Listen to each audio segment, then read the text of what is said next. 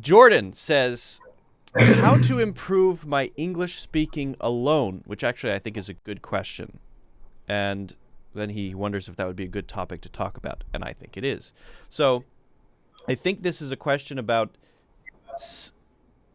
self-study, but maybe not only self-study, because I think it's obvious that people will study by themselves, but maybe in general, speaking skills that you can do by yourself or something like that. Yeah, so I think that there's a limit to how much you can improve speaking by yourself. But the limit is quite high.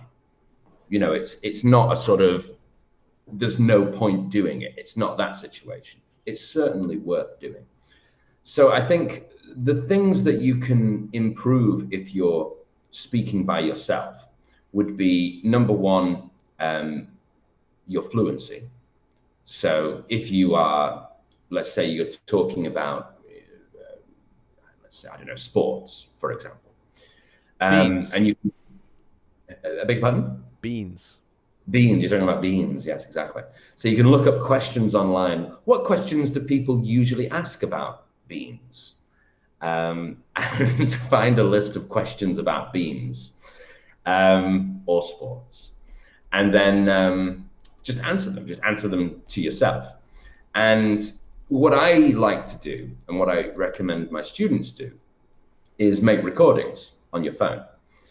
So if you get a question, what is your favorite sport and why do you like it?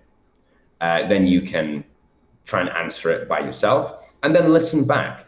And it seems like a very simple thing, but actually, when you listen to yourself speaking another language, you immediately notice some problems. Like when I do that for myself in Spanish, um, I noticed all kinds of things that I didn't realize I was doing. I had big, long pauses in the middle of my sentences. And there were certain words that I could tell I wasn't pronouncing correctly, Mm-hmm. or I was pronouncing in sort of a weird way, and it didn't sound natural. And then you immediately find something that you can work on and you can improve, and then you can practice whatever that word is, record it again, see if it sounds better, or if it's a question of, let's say, your sports vocabulary is not very good, then you can go away, you can study some sports vocabulary, and then you can come back and you can try the same question again. You can Yeah. record on your phone and then listen again. And most likely it'll be better the second time and it'll be even better the third time.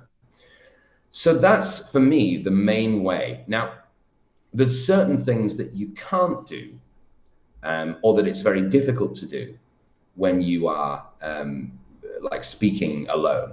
And the main one is improving your grammar. Because most of the time, if we're making like some simple grammar mistakes, we often don't know that we're making them, or maybe we don't understand the grammar. Even if we heard it back, we wouldn't recognize it because that's just a lack of Exactly. knowledge, right?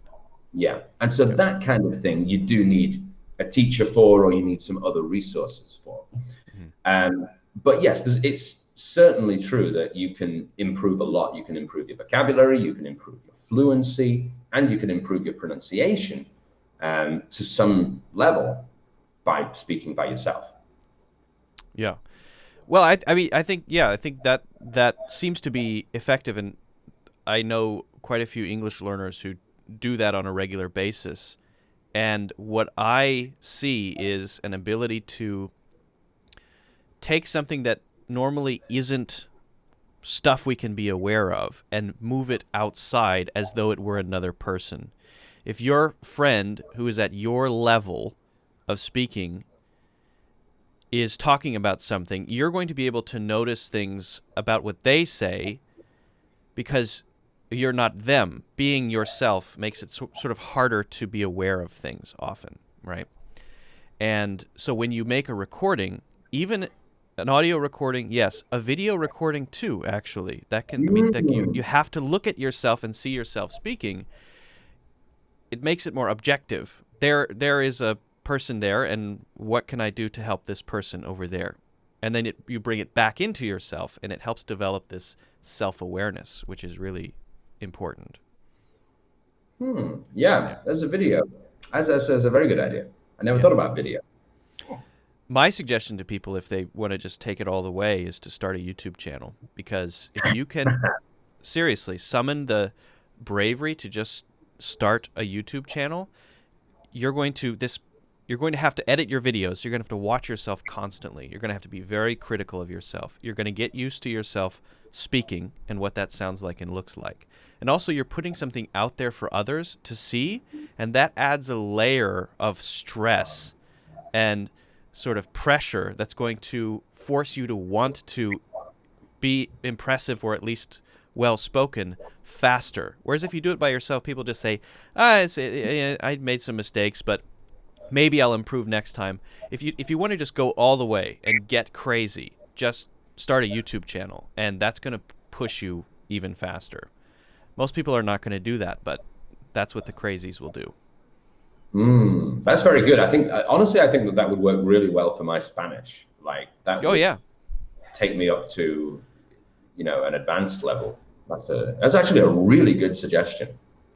Well, I think everyone should start a YouTube channel, but that's kind of a side thing. Well, I think that's a great answer, and I think you answered Jordan's question superbly. Thank you very much. Sure.